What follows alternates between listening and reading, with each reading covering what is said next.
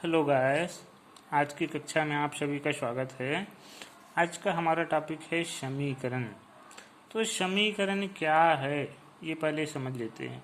समीकरण, समी धनकरण, समी माने सम से बना है। सम माने होते हैं बराबर और करण माने करना, बराबरीकरण करना। माने जब किसी बहुपद, दो प्रकार के बहुपदों के बीच अगर बराबर का चिन्ह हो तो हम उनको समीकरण कहते हैं।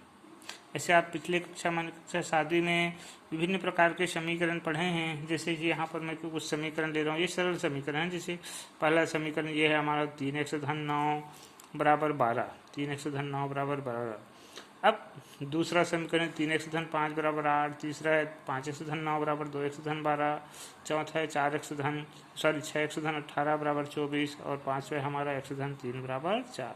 तो यहाँ पर देखिए मैंने कहा समीकरण की परिभाषा बताया, तो जब किसी दो बहुपदों के बीच बराबर का चिन्ह हो, जैसे यहाँ पर देखिए दो पद दिए हैं, एक और एक दो, तो ये द्विपद हो गए। द्विपद माने बहुपद, सामान्य भाषा में द्विपद है, त्रिपद है, एक पद है उसको हम बहुपद कर देते हैं। तो ये एक बहुपद हो गया। इधर केवल 12 दिया तो ये भी एक बहुपद हो गया। अब देखिए इधर वाले बहुपद और इधर वाले बहुपद के बीच ये बराबर का चिन्ह है। बराबर का चिन्ह माने ये पूरा एक समीकरण कहलाएगा। दूसरा इसी प्रकार देखिए यहाँ पर देखिए 3x धन 5 ये एक तो बहुपद हो गया, 8 दूसरा बहुपद है और दोनों बहुपदों के बीच बराबर का चिन्ह माने ये भी एक समीकरण हो गई। तीसरा आपका देखिए उदाहरण, ये 5x धन 9 और ये 2x धन 12 दोनों के बीच बराबर का चिन्ह माने ये देखिए ये जो दो पद है बहुपद, इधर भी दो पद वाला बहुपद है, इन दोनों के बीच बराबर का चिन्ह माने ये भी एक समीकरण हो गया। तो इस प्रकार के जो समीकरण है, सरल समीकरण, ये आप पिछले कक्षा माने कक्षा 7वीं में पढ़े हैं।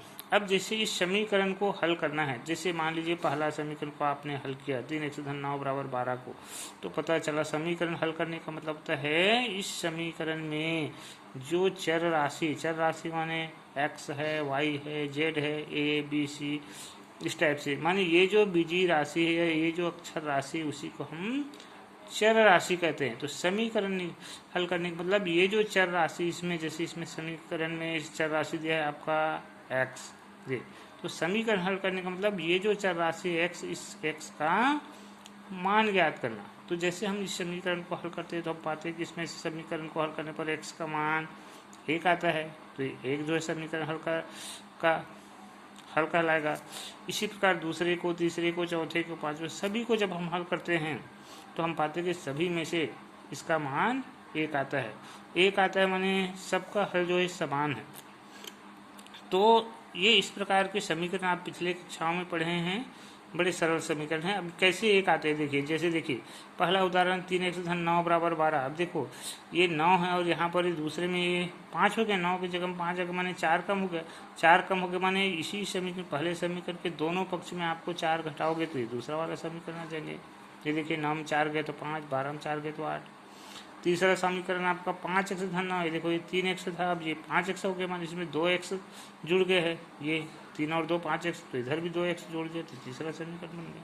जब भी हम समीकरण बनाते हैं या हल करते हैं तो एक निश्चित संख्या दोनों पक्ष में हमेशा जोड़ते हैं या घटाते हैं या गुना करते हैं या भाग देते हैं। यहाँ पर एक निश्चित संख्या 4 को दोनों पक्ष में घटाया गया है इसमें, तभी दूसरा समीकरण है। यहाँ पर एक निश्चित संख्या 2x को दोनों पक्ष में जोड़ा गया है, देखो इधर जोड़े तो 3 2 5x हो गए, इधर जोड़े 2x धन 12।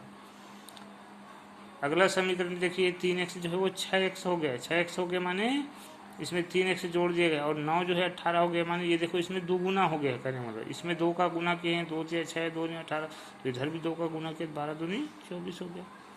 पांचवा समीकरण लाने के लिए देखो 3 का दोनों पक्ष में भाग दिए, 3 एकम 3 एक से आया है, 3 से 9 आया है और 3 चौक 12। तो इस प्रकार से समीकरण हल करने के लिए एक निश्चित संख्या का हम दोनों पक्ष में या तो गुना करते हैं या भाग करते हैं या जोड़ते हैं या फिर घटाते हैं, और इस प्रकार से समीकरण को हम हल करते हैं। तो हम पाते हैं कि अगर वही समीकरण है तो उसका मान हमेशा समान आता है।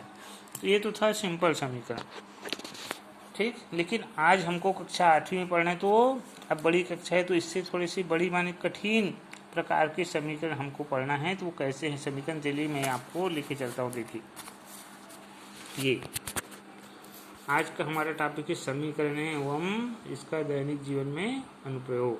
तो सबसे पहले हम समीकरण पर बात करते हैं। मैं सीधे सीधे उदाहरण पर लेके चलता हूँ। देखिए, अभी आपने सिंपल समीकरण दिए, यहाँ पर एक उससे कठिन वाला समीकरण है। ये प्रश्न ही ले लिया हूँ। समीकरण 2x धन 5 बटे 3x धन 1 बराबर 3 बटे 11 को हल कीजिए करें। अब यहाँ पर देखिए भाई, अभी इसके पहले जो देखिए वो बटा में नहीं था, लेकिन यहाँ पर आपका समीकरण जो है वो बटा में दिया है। देखिए 3x धन 5 बटे 2x धन 5 बटे 3x धन 1 बराबर 3 बटे 11। अब ये बटा में है समीकरण, तब हम कैसे हल करते हैं? ये देखिए, ये भी समीकरण, क्योंकि देखो ये बराबर के इधर भी बहुपद है, बराबर के उस पार भी है। और जब भी दो बहुपदों के बीच बराबर का चिन्ह हो तो वो सब बहुपद समीकरण कहलाते, तो ये समीकरण हो गया। ऐसे बटा वाले समीकरण को कैसे हल करते हैं? तो हल करने के लिए देखिए, यहाँ पर मैंने लिया हूँ दिए गए समीकरण। ये समीकरण दिया है, इसको मैंने यहाँ पर उतार दिया। अब जब भी सवाल हमारा ऐसे बटा में हो, इस प्रकार से बटा में हो और दोनों के बीच अगर बराबर का चिन्ह हो, ये समीकरण में ये दोनों पक्ष बटा में हो और बीच में बराबर का चिन्ह हो, तब वहाँ पर हम तिर्यक गुना कर देते। तिर्यक माने ऐसा तिरछा, ये इस प्रकार से, ये इधर के ऊपर का गुना इधर के नीचे से, उधर के ऊपर का गुना इधर के नीचे से, ये कराते हैं तिर्यक। तिर्यक माने तिरछा, या इसी को वज्र गुणन भी कहते हैं। तो चलिए भी करके देख लेते हैं। इधर ऊपर ये है 2x धन 5, उसका गुना इधर के नीचे माने 11 से ये कर रहे हैं। यहाँ पर लिख दिया हूँ तिर्यक माने वज्र गुना करने पर, और ये गुना कर रहा हूँ 2x धन 5 का गुना इधर के नीचे माने 11 से, बराबर का चिन्ह डाल के उधर का ऊपर है 3, उसका गुना इधर के नीचे 3x धन 1 से, ये गुना करना है। चलिए गुना करते हैं। अब गुना कर रहे हैं तो देखो हमको इस पूरे में 11 का गुना करना है, तो चलिए पहले इसमें करते हैं। ये देखिए, इस पूरे में करना है। कोष्ठक का मतलब भी होता है पूरा। पूरा माने यहाँ पर जितने तो पद है सब में करना। यहाँ तो 2 ठो पद है, तो दोनों में करेंगे। तो पहले पहला पद में करते हैं। तो 11 का इस पहला पद 2x से करोगे तो 11 दूनी 22x धन 11 पंचे 55, गुना कर दिए। गुना कर दिए माने हमारा कोष्ठक हट गया, तो इसको हम कहते हैं कोष्ठक हल। कोष्ठक हट जाते हैं तो उसको कहते हैं कोष्ठक हल। हल करने पर, कोष्ठक हल करने पर हमने वो कोष्ठक को हल कर दिया। इधर का बराबर के इस पार भी ऐसे देखो, 3 का हमको इस पूरे में गुना करना है। पूरा माने ये पूरा 3x धन 1 में, ये दोनों में करना है। 2 पद है तो पहले पद में करोगे 3x में, तो करेंगे 3 गुनी 3x होता है 3 या 9x धन, ये धन 1 में करेंगे तो 3 एकम 3, ये गुना कर दिए, कोष्ठक हट गया। अब गुना करने के बाद ये बिना कोष्ठक के रूप में जब इस प्रकार से सवाल हो जाएंगे, तब आपको पक्षांतर कर देना है। पक्षांतर का मतलब होता है जितने भी सजातीय राशि है उसको एक ओर रखना। तो जैसे यहाँ पर पक्षांतर करें, सजातीय राशि, सजातीय माने देखो ये चर वाला है, x वाला माने चर है, इधर भी x वाला है माने चर है, तो जितने भी चर वाला है उसको हम बराबर के इधर रखते हैं बाईं ओर, और जितना भी बिना x वाला है सबको बराबर के उस पार रख देते हैं। तो मैंने कहा बराबर किस पर, चर वाले के रखते हैं। देखिए बराबर की इस पर पहले से 22x को लिख दिया, बराबर के उस पर x वाला ये 9x है, उसको भी इधर ला के लिखना है, तो इधर ला के लिख दिया 9x को। बराबर के उस पर बिना x वाले को रखते हैं। बिना x वाला पहले से ये 3 है तो ये 3, बिना x वाला इधर ये 55 था, इसको भी उधर ले जाके लिखेंगे ये।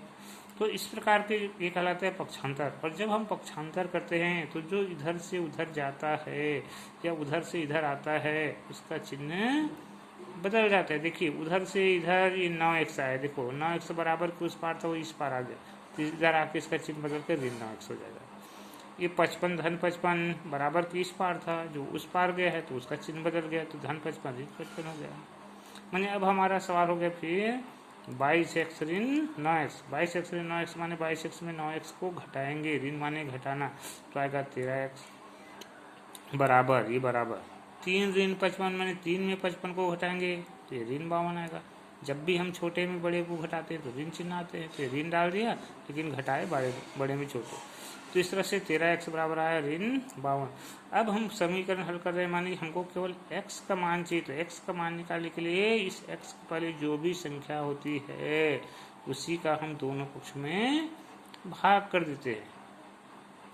तो यहाँ पर वही करें, हम भाग करेंगे। देखिए 13 x से, x के पहले यहाँ पर 13 है, x के पहले 13 माने x में 13 का गुना है। अगर किसी चर के पहले कोई संख्या है, इसका मतलब उस संख्या का उसमें गुना है, तो उस x का मान निकालने के लिए हमको ये संख्या हटाना पड़ेगा। हटाने के लिए कि यहाँ पर गुना है, तो इसी 13 का हम दोनों पक्ष में भाग दे देंगे। तो चलिए भाग दे रहे हैं। देखिए बराबर की इस पार भी 13 का भाग दिया हूँ, बराबर की इस पार भी 13 का। इस पार भाग दे, 13 13 कट गए, बचा x। इधर से 13 एकम 13 चौं तो 4 आया, और ऋण है तो ऋण। इस प्रकार से x बराबर आया ऋण 4। ये हमारा आंसर है।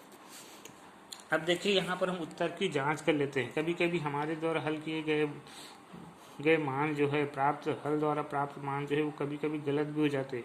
तो हमको उत्तर की जांच भी करना चाहिए, ताकि हम संतुष्ट हो जाएं कि हमारा हल सही है या गलत है। तो चलिए जांच करके देखते हैं। जांच करने के लिए क्या करते हैं, ये जो समीकरण दिया है इसी के बाएं पक्ष को लेके चलते हैं। ये यहाँ पर लिखे हैं बायां पक्ष। ये दिया हमारा 2x धन 5/3x धन 1, ये लिख दिया।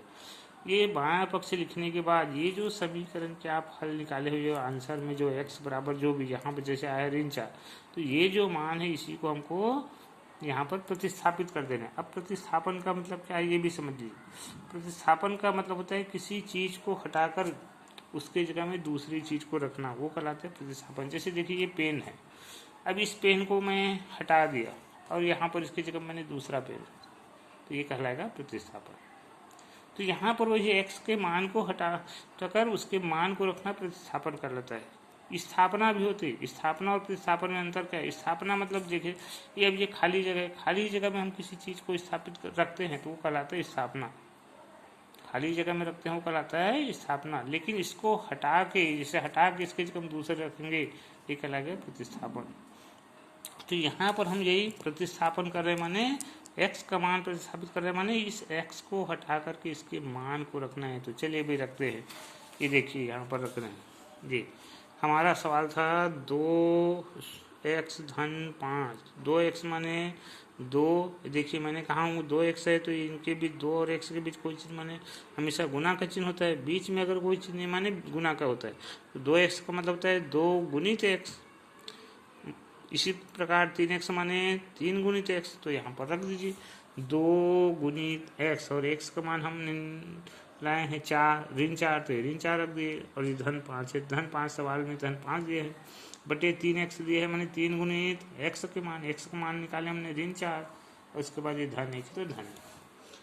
चलिए तो अब देखिए 2 गुणित ऋण 4 माने 2 का ऋण 4 में गुना करना है, तो गुना कर लेते हैं। चलिए 2 चौक 8, ऋण है तो ऋण 8, और ये धन 5। इस तरह 3 चौक 12, ऋण है तो ऋण 12, और ये धन 1। तो देखिए अब ये ऋण 8 धन 5, अब ये कितना होगा? ऋण 8 धन 5 होता है ऋण 3। जब भी अलग अलग चिन्ह वाली संख्याएं होती है, जैसे 1 में ऋण 1 में धन, तो हमेशा घटती है। तो ये यहाँ देखो 8 के आगे ऋण है, 5 के आगे धन है, अलग अलग चिन्ह, तो ये घटेंगे। तो 8 में 5 गया तो 3, और ये दोनों में जो बड़ा होता है उसी के सामने का चिन्ह उत्तर में लगता है। देखिए ये दोनों में 8 और 5 में 8 बड़ा है, तो 8 के आगे ऋण है, तो ये उत्तर जो आया है 3, उसके आगे भी ऋण आएगा। यही काम नीचे भी देखिए, ये देखो 12 के आगे ऋण है, 1 के आगे धन है, फिर अलग अलग चिन्ह है, फिर ये घटेंगे, तो 12 में गया तो 11 ये, और ये दोनों में 12 बड़ा है, 12 के आगे ऋण है, तो 11 का आगे भी ऋण लगा दी, माने ऋण 11 हुआ। तो इस प्रकार से ऋण 12 धन 1 हो गया ऋण 11, ऋण 8 धन 5 हो गया ऋण 3। अब देखो ऋण ऊपर नीचे आए तो कट गया, तो ये हो गया 3/11। अब देखो ये आपका जो प्रश्न दिया था उसमें दाएं पक्ष 3/11 ही दिया था, और ये 3/11 आ गया है, माने हमारा उत्तर सही है। ये दाएं पक्ष आ गए, तो अतः लिखे कि x बराबर ऋण 4 ही दिए गए समीकरण के हल। तो एक उदाहरण देखें। चलिए एक उदाहरण और देख लेते हैं जल्दी से। ये यहाँ पर मैं एक प्रश्न और लेके चल रहा हूँ। ये उदाहरण दूसरा ये है आपका y ऋण 7 ऋण 8y बटे 9y ऋण 3 धन 4y बराबर 11/7। अब देखिए इसको हल करेंगे, फिर वही दिए गए जो समीकरण है, ये पूरा जो समीकरण है ये हमने लिख दिए। दिए गए समीकरण है हमारा y ऋण 8y बटे 9y ऋण 3 धन 4y, यहाँ पर लिख दिया पूरा, और ये बराबर है 11/7। अब इस समीकरण को हल करेंगे तो क्या करेंगे? देखो सबसे पहले ये जो समीकरण थोड़ा हार्ड है उसको सरलीकृत कर लेते हैं। सरलीकृत कैसे? देखिए यहाँ पर ये कोष्ठक में है, तो गणित का ये नियम है, जब तक हम गणित पढ़ेंगे, चाहे हम बड़ी कक्षाएं क्यों ना चले जाए, कंपटीशन एग्जाम ही क्यों चले जाए, ये याद रखिए, गणित के लिए सूत्र है को का भा गु जो घ। इसी को बोलते हैं बॉड मास। बी माने ब्रैकेट, ओ माने आप, D means divide, A means multiplication, A means add और S means subtraction. B means broad, sorry bracket, तो ब्रैकेट माने कोष्ठक, या ये हिंदी में समझ लीजिए को का भाग, जो को माने होता है कोष्ठक, का माने का ही होता है, भा माने भाग का काम, गु माने गुना का काम, जो माने जो का काम, और लास्ट में घ माने घटाना। इस प्रकार ये 6 चीज़ें होती है गणित के लिए। अगर आपके सवाल में कोष्ठक के सबसे पहले कोष्ठक का काम करते हैं, उसके बाद का काम करते हैं, फिर भाग का, फिर गुना का, फिर जोड़ने का, और लास्ट में घटाने का। तो यहाँ पर मेरे इतना बताने का मतलब यही है कि सवाल में देखिए यहाँ पर ये कोष्ठक दिया है, और हमारा गणित का नियम कहता है कि सबसे पहले अगर कोष्ठक है तो कोष्ठक हटाएंगे, कोष्ठक हल करेंगे। तो चलिए यहाँ पर कोष्ठक को हल करेंगे। कैसे करेंगे देखिए, वाई ऋण कोष्ठक में 7 ऋण 8 वाई। अब कोष्ठक हल करेंगे तो देखिए भाई यहाँ पर कोष्ठक के आगे ऋण का चिन्ह है, और अगर कोष्ठक के आगे ऋण का चिन्ह हो तो कोष्ठक के अंदर जितनी भी राशि होती है सबका चिन्ह बदल जाते हैं। ये देखो कोष्ठक के अंदर 7 है, वो ऋण 7 हो जाएगा, ऋण 8 वाई है वो धन 8 वाई हो जाएगा, और बदल दिए माने कोष्ठक हट गया। ये बाकी को तो लिख दिए। इसी तरह नीचे में देखो ये 9 आई है तो 9 आई लिख दिया। फिर उसके बाद ये कोष्ठक है, कोष्ठक के पहले ऋण है, तो मैंने कहा भी कोष्ठक के पहले ऋण है तो अंदर की राशि का चिन्ह बदल जाता है, तो बदल जाएगा। 3 जो है ऋण 3 हो जाएगा, धन 4 वाई ऋण 4 वाई हो जाएगा, और ये बराबर ये 11/7। कोष्ठक हटा दिए। अब हटा दिए तो देखो जोड़ना घटाना है, तो जोड़ जब भी हम इसको देखो धन है माने जोड़ते हैं, ऋण माने घटाते हैं, तो हम जब भी जोड़ते घटाते हैं गणित में सजातीय राशियाँ एक साथ जुड़ते घटते हैं। सजातीय माने जैसे वाई वाला ये सजातीय होगा, एक जात का है, ये दोनों आपस में जुड़ेंगे। यहाँ पर ये दोनों सजाती है तो ये आपस में जुड़ेंगे घटेगी। ये भी जाती हो गया क्योंकि इसमें वाई है ही नहीं, इसमें भी नहीं है। बिना वाई वाला और कोई रहता तो बिना वाई वाला एक साथ जुड़ते करते, तो यहाँ पर ये वाई वाला 2 बार है तो वाई वाला 2 बार एक जुड़ेंगे घटेंगे। जैसे देखिए वाई धन 8 वाई, ये सजाती होगी, वाई धन 8 वाई होता है 9 वाई, और ये उसके बाद ये ऋण 7 बचा है, इसके सजाती कुछ नहीं है तो ये जुड़ेगा घटेगा नहीं, ये ऋण 7 है तो ऋण 7 ही रहेगा।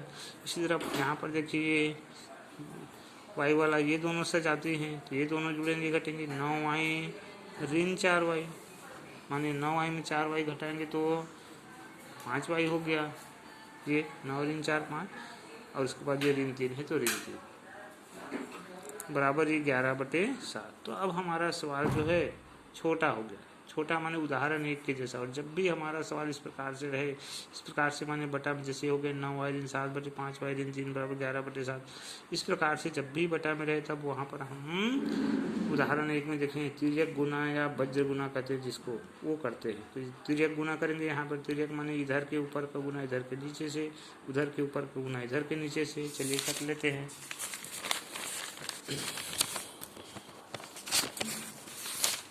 ये यहाँ पर मैं ये देखिए तिर्यक गुना किया हूँ, ऊपर का उधर के ऊपर का इधर के नीचे से, माने 9 वाई ऋण 7 का गुना है नीचे माने 7 से, उधर ऊपर आपका 11 था, 11 का गुना इधर के नीचे 5 वाई ऋण 3 से।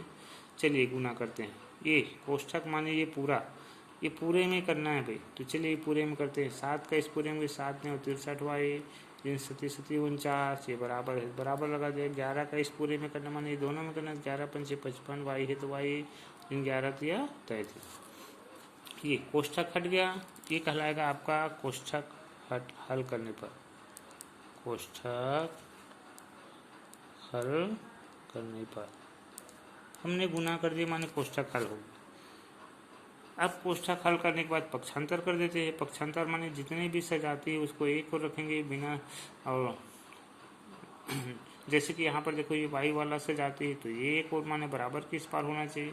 बिना वाई वाला सजाती हैं आपस में तो वो दोनों बराबर के उस पार होना चाहिए। तो चलिए ले जाते हैं।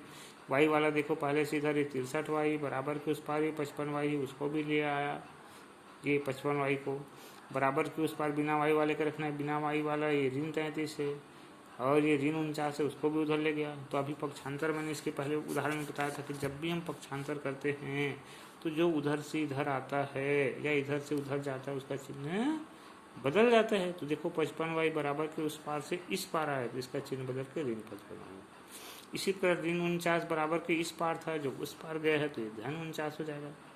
तो इस प्रकार से हो गया हमारा सवाल 63 ऋण 55y, माने 63 में 55y को घटाना है तो घटा दिए तो आ गया 8y। यहाँ पर भी देखिए ऋण 33 धन 49। अब ये धन माने जोड़ना है, लेकिन यहाँ एक में ऋण है तो जब भी अलग अलग चिन्ह रहते हैं तो घटते हैं, तो घटाओ भी 49 में 33 गया तो 16, और ये दोनों में 49 बड़ा है, 49 का एक धन है तो ये धन 16 है। तो इस प्रकार से 8y बराबर हो गया 16। अब हमको y का मान निकालना है, तो जिसका मान निकालना है, जिस चर का मान निकालना है उसके पहले अगर कोई संख्या है तो उसी का हम दोनों पक्षों में भाग दे देते हैं। उदाहरण पहला में भी देखें, यहाँ पर देखिए चर राशि y के पहले 8 है तो इसी 8 का दोनों पक्ष में भाग दे देंगे। ये देखिए मैंने भाग दिया बराबर के इस पार भी उस पार भी, इधर भाग दिया तो 8 8 कर गया तो y, इधर भाग देंगे तो 8 दूनी 16 तो ये 2। हम उत्तर की जाँच भी कर सकते हैं बिल्कुल वैसे ही जैसे उदाहरण 1 में किए थे। बाएं पक्ष में रखेंगे, बाएं पक्ष हमारा था y ऋण 7 ऋण 8y बटे 9y ऋण 3 धन 4y, यहाँ पर मान रख लीजिए। चलिए ये y के मान प्रतिस्थापित कर दे देंगे। प्रतिस्थापित का मतलब मैंने बताया y को हटाकर उसका ये मान 2 रखना है तो रख देते हैं। y की जगह ये 2 रख दिया, ऋण है तो ऋण, 7 कोष्ठक है तो कोष्ठक, 7 है तो 7, फिर ऋण है तो ऋण, 8y माने 8 गुणित y का मान, y का मान है ये 2 पूरे का बटा ऐसी, 9y माने 9 गुणित y का मान 2, ऋण कोष्ठक है तो कोष्ठक, 3 है 3, धन है धन, 4y माने 4 गुणित y का मान है ये 2, ये रख दिया। चलिए हल करते हैं तो ये हो गया 2 ऋण कोष्ठक में 7 ऋण, ये 8 दूनी होता है 16, नीचे 9 दूनी 18 ऋण कोष्ठक में 3 धन 4 दूनी ये होता है 8, और हल कर लो ये 2 ऋण, कि देखो 7 ऋण 16 होता है ऋण 9, जब भी छोटे में बड़े को घटाते तो ऋण चिन्ह आते तो ऋण 9 आ गया, बटे 18 ऋण 3 धन 8 होता है 11। अब देखिए 2 ऋण, ये देखो ऋण के आगे और ऋण है भाई, क्या ये कह लीजिए कोष्ठक के आगे ऋण है, तो जब भी कोष्ठक के आगे ऋण है इसका चिन्ह बदल जाता है तो ऋण 9 जो है वो धन 9 हो गया। तो हो गया फिर 2 धन 9 बटे 18 ऋण 11 होता है 7, 2 धन 9 होता है 11 और ये बटे 7। तो ये हमारा दायां पक्ष दिया था और ये दायां पक्ष आ गया, माने हमारा उत्तर सही है। तो इस प्रकार से समीकरण को हम हल करते हैं। तो ये तो हुआ समीकरण हल करने के तरीके। अब मैंने कहा था कि इस चैप्टर में हम दैनिक जीवन में समीकरण के अनुप्रयोग भी पढ़ेंगे। तो समीकरण का अनुप्रयोग कैसे पढ़ते हैं, कैसे समीकरण में इसका अनुप्रयोग करते हैं। देखिए भाई गणित टाइम पास की चीज़ नहीं है और न ही केवल पढ़ करके परीक्षा पास करने की चीज़ है। गणित जो है हमारे जीवन की समस्याओं को हल करने का एक तरीका है। बहुत सारी ऐसी समस्याएं होती हैं जिसको हम गणित के माध्यम से आसानी से हल कर सकते हैं। अगर कोई आपको सीधे सीधे पूछे तो आप उसका उत्तर देने में असमर्थ होते हैं या समय ज़्यादा लगता है। गणित आता है तो आप आसानी से और जल्दी से बना सकते हैं, बता सकते हैं। जैसे कि देखिए यहाँ पर अब मान लीजिए आपको कहता है कि 2 ठो संख्या आपके पास और दोनों संख्याओं का जोड़ 35 है एवं दोनों संख्याओं का अनुपात 1:4 है, तो बताओ वो दोनों संख्या क्या है। तो आप यहाँ पर थोड़ा सा सोच में पड़ जाएंगे, समस्या आपके पास आ जाएगी। तो अब हमको गणित मालूम है तो हम आसानी से बना सकते हैं। तो कैसे बनाएंगे, तो उसके लिए देखिए आपको जितनी भी संख्या पूछा जाए, 2 3 4 जितने भी, उसमें से भी किसी भी एक संख्या को मान लेना है x करके। यहाँ पर 2 ठो संख्या कहा है, जहाँ पर हम मान लेते हैं माना 1 ठो संख्या x है। अब मानने के बाद फिर ये प्रश्न को पढ़ना है, छोटे छोटे एक एक वाक्य में पढ़ना है और शर्त में जमाते चलना है। हमने मान लिया 2 ठो संख्या का, तो इतना ही देख के अब इसको जमाते हैं। देखो हमारा शर्त क्या कहता है, पहला शर्त, यहाँ पर पहला शर्त लिखा हूँ मैं क्योंकि आगे और शर्त दिया है, मैंने प्रश्न पढ़ लिया इसलिए। हाँ, तो आपका शर्त क्या कहता है, देखिए प्रश्न कहता है कि ये जो 2 ठो संख्या है इन दोनों का योग, योग माने जोड़ना, तो ये दोनों को जोड़ देते हैं। एक संख्या और दूसरी संख्या को जोड़ दिया माने धन, एक संख्या धन दूसरी संख्या बराबर। तो ये जो जोड़ है वो 35 से माने 35 के बराबर है, तो यहाँ पर 35 लिख दिया। अब चलिए मान रखते हैं एक संख्या को तो माने हम x, तो इसके जगह पर रख दिए x। धन दूसरी हमारी नहीं दिया है, हमने एक ही को माना है, दूसरे को माने नहीं, तो दूसरे को दूसरा ही धन दिए, बराबर 35। अब हमको दूसरी संख्या निकालना है, तो इसमें देखो ये धन x माने x से जुड़ा है, तो इस x का उधर पक्षांतर कर दो, उधर जाके ऋण x हो जाएगा, क्योंकि पक्षांतर करते हैं तो चिन्ह बदल जाता है। तो इस प्रकार से हमारा इधर बचा दूसरी संख्या बराबर इधर हो गया 35 ऋण x, अर्थात दूसरी संख्या का मान हो जाएगा 35 ऋण x। इस प्रकार से एक को मान के दूसरे को भी चर के रूप में ला दे रहे हैं। लाने के बाद अब आगे हम चलते हैं दूसरा शर्त के हिसाब से। दूसरा शर्त क्या कहते हैं, एवं दोनों संख्याओं का अनुपात। हाँ, अब आपका दूसरा शर्त कहता है कि ये जो दो ठो संख्या जिसमें से एक को माने एक्स, दूसरा भी लाया आपने 35, तीसरी एक्स, इन दोनों का अनुपात, अनुपात माने होता है बटा, सामान्य भाषा में जिसको हम बटा कहते हैं, ये बटा ले रहे हैं दूसरी शर्त में, एक संख्या बटे दूसरी संख्या। तो ये जो बटा है वो कितना है, 1/4 है। 1/4 है मैंने 1/4 के बराबर है, तो बीच में बराबर का चिन्ह डाल दीजिए। चलिए मान रखते हैं एक संख्या को मान है एक्स, दूसरी संख्या है हमारा 35 ऋण एक्स, ये यहाँ पर ये देखे हैं, ये रख दिए और ये बराबर 1/4। अब देखो हमारा सवाल जो है फिर ये समीकरण मिल गया। तो ऐसे समीकरण आप अभी दो ठो उदाहरण देखे हैं, बिल्कुल उसी की जैसे हल करना है। देखिए बटा में है और बीच में बराबर है, तो हम वज्र गुना करते हैं या तिर्यक गुना करते हैं। तो चलिए तिर्यक गुना कर लें। तिर्यक गुना माने इधर ऊपर का गुना इधर के नीचे से, ये 4 का गुना एक्स से, इधर 1 का गुना इधर नीचे 35 ऋण एक्स से। चलिए 4 का गुना एक्स करेंगे तो 4x हो गया, 1 का 35 ऋण एक्स से करेंगे तो 35 ऋण एक्स ही आएगा। अब उसके बाद हम पक्षांतर करते हैं। पक्षांतर माने जितने चर वाले हैं सबको बराबर इधर रखते हैं, बिना एक्स वाले को उधर रखते हैं, तो इधर रख देते हैं। चलिए एक्स वाले पहले से 4x है, उधर ये ऋण एक्स है, वो भी इधर आके धन एक्स हो जाएगा, बराबर के उस पर बिना एक्स वाले रखते हैं, बिना एक्स वाले ये 35 है, इधर कुछ नहीं, इधर रहता तो उसको भी उधर ले जाकर लिखते। उस तरह से हमारा सवाल हो गया 4x धन एक्स माने 5x बराबर 35। अब x का मान निकालना है, तो इस x पहले ये जो 5 है इसी का दोनों पक्षों में भाग दे देते, भाग दिए तो इधर 5 5 कर गया, 5 7 35। तो इस प्रकार से आया x बराबर 7। x माने हमारा एक संख्या जिसको हम ये x माने ये, तो ये एक संख्या हमारा है फिर 7। और दूसरी संख्या यहाँ पर हम ये निकाले हैं 35 ऋण है, तो दूसरी संख्या पर 35 ऋण x माने 7, तो 35 ऋण 7 बराबर 28। तो इस प्रकार से हमको दैनिक जीवन में इसका उपयोग करने आना चाहिए। एक और उदाहरण देते हैं जल्दी से। देखिए यहाँ पर एक प्रश्न मैंने और सिलेक्ट किया है। हमारा प्रश्न है, नीरज के पास मयंक से 3 गुने आम थे, यदि मयंक, हाँ अब देखिए यहाँ पर अब आगे प्रश्न नहीं पढ़ रहे हैं ना, मैंने कहा है ना शर्त के हिसाब से चलते हैं छोटे छोटे। यहाँ पर देखो 2 लोग हैं, नीरज और मयंक।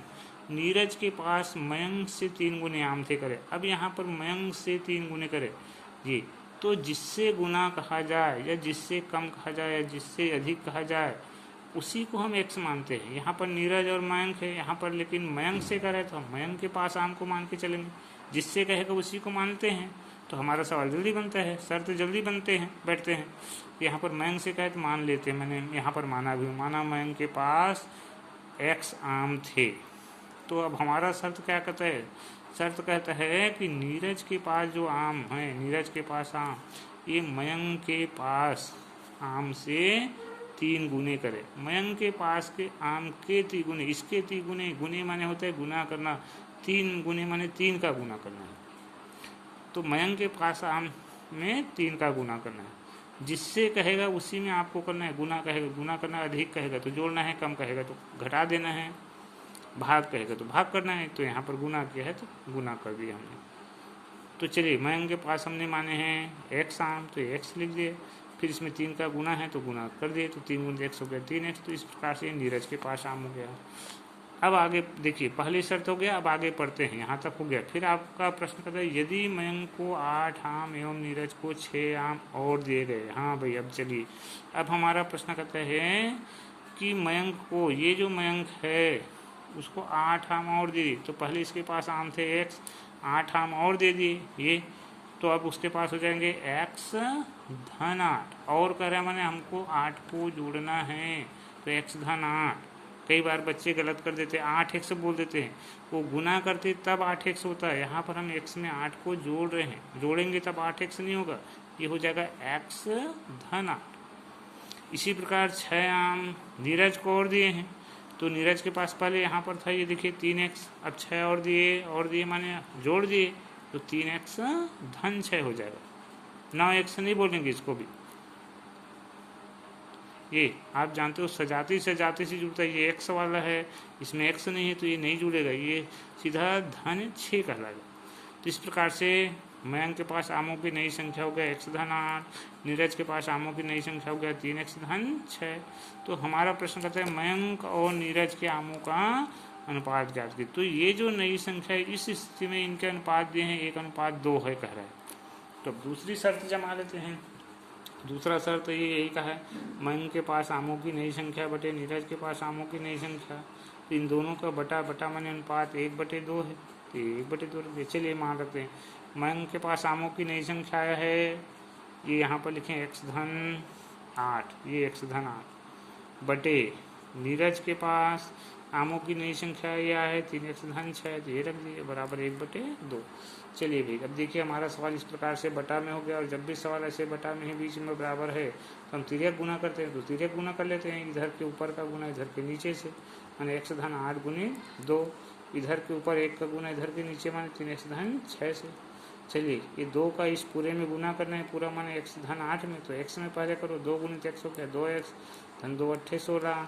इस तरह 1 का गुना करेंगे 3x-6 एकम 3x-6, पक्षांतर कर देते हैं। पक्षांतर माने जितने भी x वाले उसको बराबर किस पार रखेंगे, x वाले पहले से इधर है 2x, उधर 3x है उसको भी इधर ला के लिख दिया है, उस पार बराबर उस पार बिना x वाले के रखते हैं, बिना x वाले पहले से 6 है, ये बिना x वाला इधर ये धन 16 उसको भी ले गए। तो जो पक्षांतर कर दे जो इधर से उधर आता है जाता है उसका चिन्ह बदल जाता है। देखो उस पार से इस पार 3x आया तो वो इधर आकर ऋण x हो गया, इस पार से उस पार धन 6 गया है तो उधर जाके ऋण 6 हो जाएगा, सॉरी धन 16 जो है इस पार था उस पार गया तो ये इधर जाकर ऋण 16 हो गया। तो इस तरह से हमारा सवाल हो गया 2x ऋण 3x, माने 2x में 3x को घटाएंगे तो आएगा हमारा ऋण x। ये जब भी छोटे में बड़े को घटाते हैं तो ऋणात्मक आते, 2x छोटा है 3x से, तो 2x में हम 3x को घटा रहे हैं, छोटे में बड़े को, तो हमेशा ऋण चिन्ह आएगा। जी 2 ऋण 3 ऋण।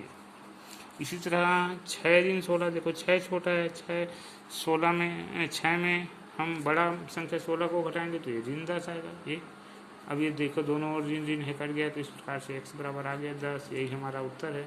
अब ये x क्या है, मयंक के पास आम की संख्या है, यहाँ पर ये माने थे, ये मयंक के पास आमों की संख्या तो यहाँ पर लिख देते। अतः मयंक के पास आम थे कितना, x माने 10, और नीरज के पास आम थे कितना, इसको माने हम x गुणित 3 आया था, तो x को मान रख दिए 10 और ये गुणित 3 तो 10 दिया 30, तो ये हमारा उत्तर है। तो इस प्रकार गाइस हम लोगों को दैनिक जीवन में समीकरण का उपयोग करने आना चाहिए, और अगर आता है तो हम कई सवाल ऐसे हैं जिसको हम समीकरण के उपयोग से आसानी से बना सकते हैं। आशा करता हूँ आज की ये वीडियो आप लोगों को समझ आया होगा और पसंद आया होगा, तो आप लोग झट से अन्य बच्चों को इसको शेयर जरूर करें ताकि सबका फायदा हो सके, सबका हित हो सके। सर्वे भवन्तु सुखिनः। नमस्कार, धन्यवाद, पुनः मिलते हैं अगली वीडियो।